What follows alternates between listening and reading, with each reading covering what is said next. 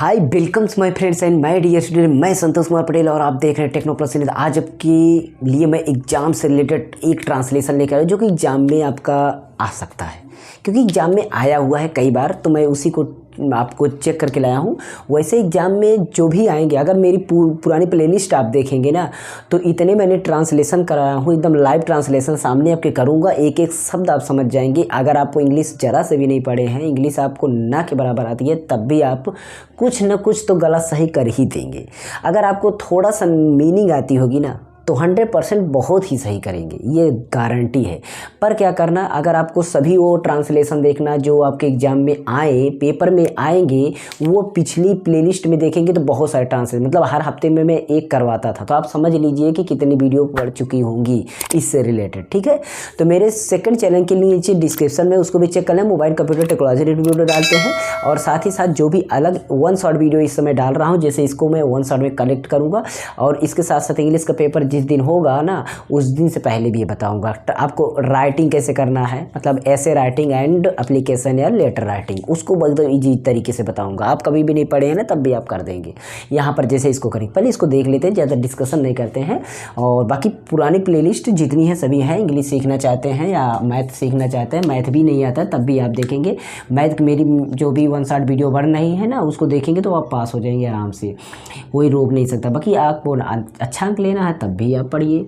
जैसे देखिए, आपको क्या करना, पहले रीड करना है कि हमें कौन सा, मतलब ये एक वाक्य जो बोला जाता है, देखिए यहाँ पर ये पूर्ण विराम लगा हुआ है, मतलब यहीं तक हमें एक बार पढ़ना होता है कि यहाँ तक वाक्य कितना है। बाकी छोटे छोटे शब्दों में तोड़ सकते हैं, हमें हर एक शब्द को पकड़ना है।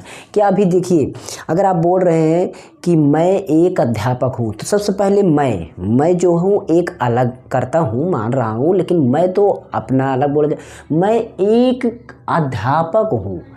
देखिए, अध्यापक कंडीशन बोलिए कि अध्यापक हूँ, लेकिन कितना हूँ, एक अध्यापक हूँ, मतलब उसकी बताया गया है आर्टिकल के रूप में एक अध्यापक हूँ, निश्चित अनिश्चित बताया गया है, तो वो चीज़ अलग है। अध्यापक अलग है, मैं अलग हूँ, है अलग है, समझने से ये पता चलता है। सारे शब्दों को अलग अलग पकड़ना सीख लेंगे तो आप कर लेंगे। जैसे हिंदी को बोलना सीखे, सेम ऐसे इंग्लिश सीखेंगे। देखिए, सीखना नहीं है, हमें करना है। यहाँ पर हम एक चीज़ यहाँ पर थोड़ा सा डिस्कशन कर देते हैं, मौसम की जब भी बात होती है, इंग्लिश का थोड़ा सा रूल होता है, तो आप रूल समझना नहीं, बस यहाँ से उसे याद कर लेना। जब भी मौसम से रिलेटेड समय या मौसम, देखिए मौसम भी एक समय होता है, तो समय से रिलेटेड बात जब भी आए ना, तो हमें इट का यूज करना है। किसका यूज करना है? इट का। और इट के साथ अगर वर्तमान काल में है तो इज लगाइए, अगर आगे पास्ट में था तो वाज लगाइए, आगे होगा तो उसके लिए आप विल शैल लगा सकते हैं। लेकिन हमें ध्यान देना है कि जब भी समय की चर्चा होती है, यहाँ पर देखिए जून का महीना, ये एक टाइम है, समय है, क्योंकि समय के रूप में बताया जाता है कि जनवरी फरवरी ये सब क्या है, टाइम के एक यूनिट है। तो यहाँ पर हम जून का महीना था, तो इसलिए हम जून को कोई करता नहीं है, उसको हम करता ना समझेंगे। हम देखेंगे किसके ऊपर में बात करें, जून का महीना था, किसी के बारे में बात ही नहीं, बस जून के बारे में बात हो रही है, तो हमें यहाँ पर मौसम में इट का यूज करना है।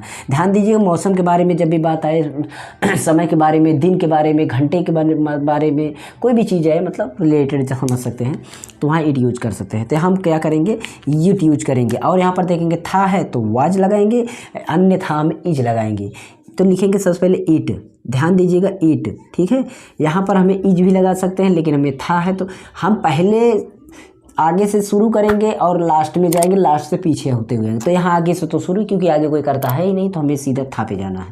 तो इट वॉज, देखिए एकदम आराम से लिख देना, साफ लिख रहे हैं, कोई दिक्कत हो तो कमेंट कर देना, ठीक है। तो इट वॉज यहाँ पर था, क्या था, महीना था, क्या था, महीना था। तो हम मंथ के पहले द का यूज करते हैं, तो हम द मंथ्स।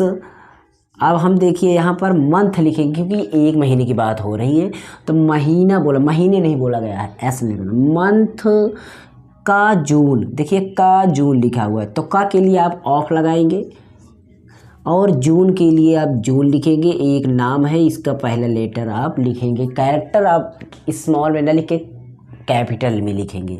ये हमारा फुल स्टॉप लगाएंगे इस पूर्ण विराम की इंग्लिश के रूप में।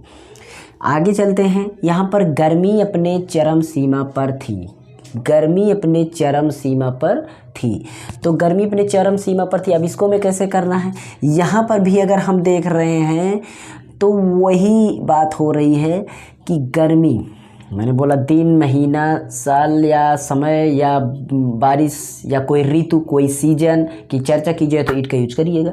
यहाँ पर हमें गर्मी बात हो रही है, ठीक है, अपने चरम सीमा पर थी, ये बात बोला जा रहा है, ठीक है। अब यहाँ पर भी हम लिख सकते हैं, इट का यूज कर सकते हैं, चाहे तो हम दा का भी यूज कर सकते हैं। तो हमें क्या कर सकते हैं, हम दा की यूज करेंगे, इट का भी यूज कर सकते हैं। तो हम क्योंकि गर्मी से स्टार्ट हो रहा है तो गर्मी अपने चरम सीमा को क्या थी, गर्मी, मतलब द हीट लिखेंगे। यहाँ पर क्या लिखेंगे, द हीट। तो हम क्योंकि गर्मी के बारे में डायरेक्ट पॉइंट उठ रहा है, इसलिए द हीट, ये हो गई गर्मी। अब द का यूज एक आर्टिकल के रूप में होता है, उसको आप लिख सकते हैं, कहीं लिखेंगे कोई अर्थ नहीं निकला, कभी कभार उसका अर्थ निकाल सकते हैं वाह या के रूप में, लेकिन कोई मतलब नहीं, ठीक है। तो यहाँ पर हो गया द हीट मतलब गर्मी, द हीट मतलब गर्मी। फिर ये तो हमारा काम हो गया, गर्मी का काम हो गया है, ठीक है। अब पीछे चलेंगे, जैसे इसमें था पे गया था, यहाँ पर थी, था, थे, था, थी, एक ही चीज़ है, एक वचन, मतलब वो आज ही लगेगा यहाँ पर भी। तो यहाँ पर भी हमें द हीट वाज, ठीक, मतलब गर्मी थी, क्या थी, गर्मी थी। पर का मतलब ऑन लगा सकते हैं, अपनी अपनी कंडीशन से ऑन ही यहाँ पर लगाइएगा, ऑन। चरम सीमा पर, अपने चरम सीमा, अपने मतलब होता है कि अपने कोई चीज़, जब आपका कोई मतलब ना तो कोई आपका स्त्रीलिंग है ना पुल्लिंग है, या कोई चर्चा नहीं हो रही, मतलब उसमें दोनों उभय लिंग की तरह वर्क कर रहे हैं, कोई पता नहीं चल रहा है किसकी चर्चा हो रही है, तो उसके रूप में हम इट या इट यूज करके हम उसका अपने के रूप में, स्वयं के रूप में इट्स यूज कर सकते हैं, ठीक है। तो ये चीज़ ध्यान दीजिएगा। तो हम क्या करेंगे, यहाँ पर इट्स लगाएंगे, इट्स, ठीक है। इट्स मतलब अपने चरम सीमा, अपने चरम सीमा, ठीक है। चरम सीमा का मतलब हो गया कि वह ऊंचाई पर था, एकदम पीक बोलते हैं, मतलब उस पॉइंट पर था, इट्स पीक, मतलब अपने चरम सीमा पर था। पीक मतलब एकदम लास्ट पॉइंट जो होता है। ये फुल स्टॉप यहाँ पर लगा सकते हैं। आगे चलते हैं, देखते हैं सुबह से लेकर शाम तक। यहाँ से बोला गया सबसे पहला पॉइंट है सुबह से एक शब्द है, लेकर एक शब्द है, शाम तक एक शब्द है, गरम हवाएं एक शब्द है, चलती थी एक शब्द है। बोलने से तो मैं यही लग रहा है ना, ठीक है। यहाँ पर अपना था शब्द, का अलग था, महीना अलग था, जून अलग था, ऐसे ही थे। देखिए इसको भी हमें कैसे करना है। सबसे पहला नंबर है कि सुबह से लेकर शाम तक गर्म हवाएं चलती हैं। बात किसकी हो रही है, आप दिमाग में बैठिए, बात किसकी हो रही है, कर्ता हम समझेंगे कि कर्ता क्या है, मतलब किसके बारे में कार्य हो रहा है। तो सुबह से लेकर के शाम तक गर्म हवाएं की बात हो रही है, तो हम गर्म हवाएं की बात करेंगे। किसकी बात करेंगे, गर्म हवाएं की। तो गर्म हवाएं मतलब गर्म मतलब हॉट होगा, तो यहाँ पर लिखेंगे हॉट। विंड माने हवा होती है, WIND। तो हॉट माने गर्म, विंड माने हवा, अगर एस लगा देंगे तो हवाई हो जाएगा, बहुवचन एस लगाने से हो जाता है। तो हॉट विंड्स मतलब गर्म हवाएं हो गया, गर्म हवाएं। अब गर्म हवाएं क्या होती हैं, चलती हैं, मतलब बहती हैं। तो हमें बहना का लिखना होगा, ब्लो, तो मतलब यहाँ पर चलती थी मतलब बहती थी, तो हम सेकेंड फॉर्म का यूज कर लेंगे, ब्लो का ब्लू कर दिए, क्या कर दिए, ब्लू कर दिए, ठीक है। तो यहाँ पर आपका ब्लू हो गया। अब हमें देखना है ब्लू कहाँ से, सुबह से।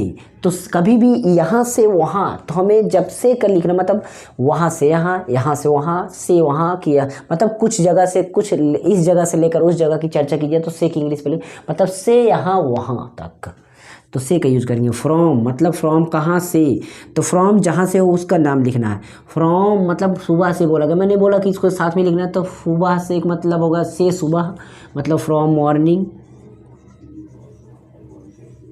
फ्रॉम मॉर्निंग ये हो गया कि सुबह से हो गया।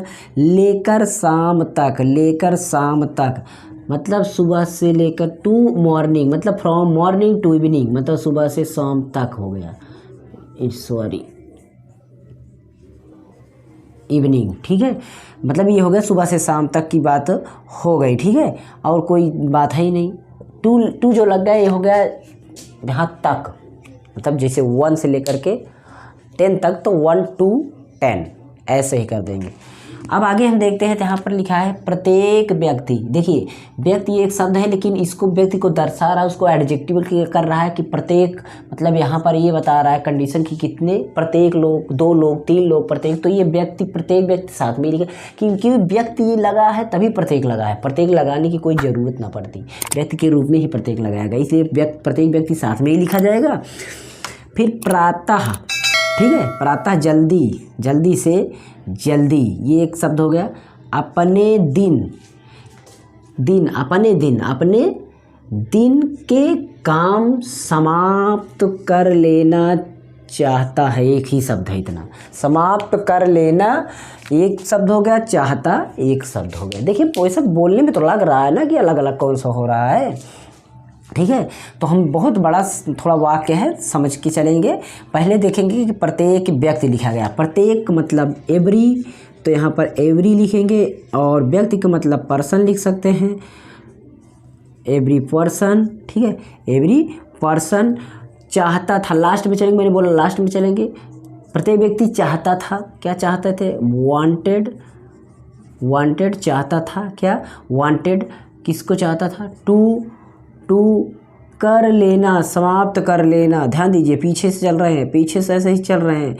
क्या चाहता था, क्या चाहता था, टू समाप्त करना, मतलब टू फिनिश, समाप्त करना, फिनिश माने समाप्त करना, टू फिनिश, टू फिनिश, ठीक है, फिनिश क्या, फिनिश, फिनिश समाप्त करना, क्या अपने दिन के काम। तो अपने का मतलब हो गया हिज, हिज, ठीक है, अपने को हो गया हिज, या अगर लेडीज है तो हर, हिज हर दोनों लगा सकते हैं, अगर ज़रूरत पड़े तो एक ही लगा लीजिए, जो भी मैं जेंट्स मान के चलता हूँ जी, मतलब मैन मान के चलता हूँ तो हिज लगा देता हूँ। तो हिज डे मतलब दिन, दिन का काम बोला गया ना, तो डे वर्क्स, ठीक है, वर्क्स, वर्क्स, ये हो गया डे वर्क्स। कब बोला जा रहा है, जल्दी से जल्दी, जल्दी से जल्दी, मतलब एज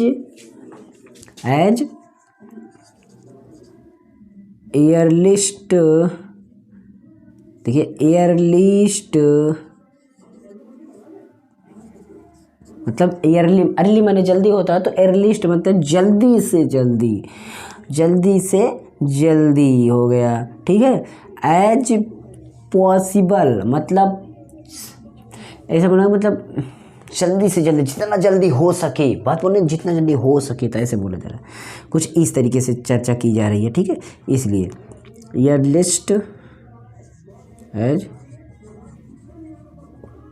पॉसिबल, ये चीज़ क्यों लिखा गया, एयरलिस्ट एज पॉसिबल, एज एयरलिस्ट मतलब इतना जल्दी, एज पॉसिबल संभव हो सके, जितना आदमी कर सके, मतलब सबकी अलग अलग कंडीशन है, जितना जो भी जल्दी कर सके वही बोले, इसलिए यहाँ पर एज पॉसिबल लगाएगा कि जितना जल्दी हो सके। तो ये था हमारा ट्रांसलेशन यहाँ तक। अगर आपको ट्रांसलेशन थोड़ा बहुत ठीक लगा हो, कोई खास मीनिंग का यूजेज नहीं किया, ये इतनी मीनिंग तो आपको आ ही जाएगी, वैसे इसमें कोई कठिन शब्द नहीं था। फिर मैं आपका ट्रांसलेशन लेकर आऊँगा, जरूर लेकर आऊँगा, कमेंट कर देना। पेपर आने तक मैं कई ट्रांसलेशन करवा दूँगा जो कि एग्जाम में डायरेक्ट पूछे जाएंगे, ध्यान दीजिएगा, एकदम डायरेक्ट पूछे जाएंगे, ठीक है। तो अगर वीडियो अच्छा लगा हो तो लाइक शेयर कर देना, हो सके चैनल को सब्सक्राइब, बेल आइकन प्रेस कर देना, क्योंकि आगे आप पढ़ेंगे तो इंटर में आपको मिलेगा, इंटर मतलब इंटर के आगे चलेंगे तो मैं यहाँ पर आपको ट्रिकी वीडियो डालता हूँ, गुणा भाग जोड़ घटाना का ऐसे इसी कैलकुलेशन डालता हूँ जो कि आपके कंपटीशन लेवल पर बीट करती हैं, ठीक है। तो ध्यान दीजिएगा, ठीक है, आपके लिए बहुत ही हेल्पफुल साबित होगी। ओके, तो मेरे सेकंड चैनल की लिंक नीचे डिस्क्रिप्शन है, please subscribe and press the bell icon जरूर करना उसको, क्योंकि उस पर भी मोबाइल कंप्यूटर क्लास वीडियो डालते हैं। ओके, आपको देखिए एक बात मतलब कैलकुलेशन की, मैथ की सारी वीडियो हैं, आपको टेलीग्राम चैनल से ज्वाइन कर सकते हैं, व्हाट्सएप नंबर हमारा चलता है स्क्रीन पर, उसको भी आप व्हाट्सएप कर सकते हैं। ओके, थैंक्स फॉर वॉचिंग, मिलते हैं अगली वीडियो में, गुड लक।